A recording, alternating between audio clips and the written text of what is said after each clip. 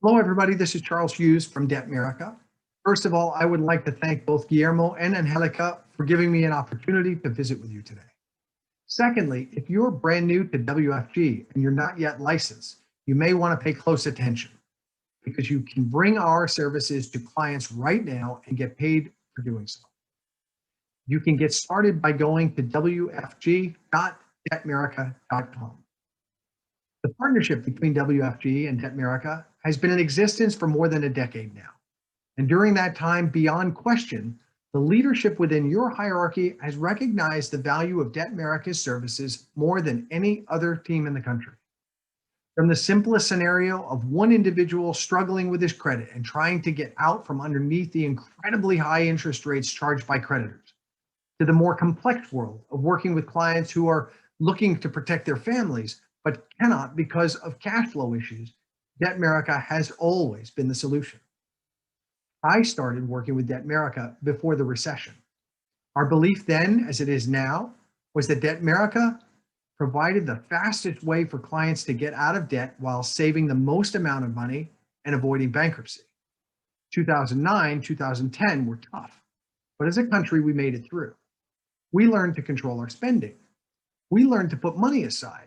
In fact, as a country, we began to save more money than we had in decades. And then about 5 years ago, we seemed to have forgotten all those lessons. Personal debt began to increase and bankruptcies began to become more popular. And this was the case at the beginning of 2020, not at the end. And yet our two companies have continued working with clients, teaching them about finances, helping them with debt, and of course, providing people around the world with the opportunity to start their own businesses and to thrive financially. At the end of March, I was on a flight back from Florida, and I got the word that California was going to be shutting down. While a lot of things went through my head with regard to the safety of my family and my friends, it was not hard to consider how quickly the debt would skyrocket across the country. It was my expectation that by the end of the second or third quarter, credit cards would be maxed out and collectors would be knocking on people's doors across the country. I was wrong. In November, I read a government report that indicated that consumer debt had actually gone down by $100 billion. Delinquencies had gone down. Creditors were not at people's doorsteps. None of this made sense until I read further in the report. What I had not accounted for was that retail was shut down also. Restaurants were closed. There were no movies, no shows, no concerts to go to. In other words, people didn't stop spending because of common sense. They stopped because there was nowhere to spend. As far as delinquencies, there was a stimulus that was put in place. As far as collectors, there were government mandates to prevent aggressive collections by creditors. But now stores and restaurants are open sometimes.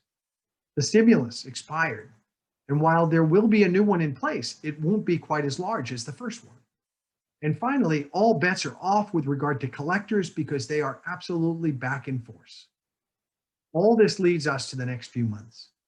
The challenges that we expected clients to be facing in April of 2020 will likely be occurring in February and March and April of this year. Jerome Powell, the chair of the Federal Reserve, recently said, "We're going to need to continue to provide support to this economy for quite a period of time." Adding that although the economy should be growing at a fairly healthy clip by the second half of next year, it's going to be a while before the labor market returns to the condition it was in at the beginning of this year. But the end of his quote for me was critical. He said, "It's not all bad news. We just need to be prepared. Cutting down on credit use and eliminating unnecessary debt is more important now than for a very long time." If you've never used Debtmerica before and you don't know about our services, learning about us, to quote Mr. Powell, is more important now than for a very long time. I'd like to congratulate you all for getting through the madness of 2020, and I can't wait to get back into your offices and visit with you personally. In addition, I'd like to congratulate you for being here today and for being ready to take 2021 by storm. Stay safe and God bless.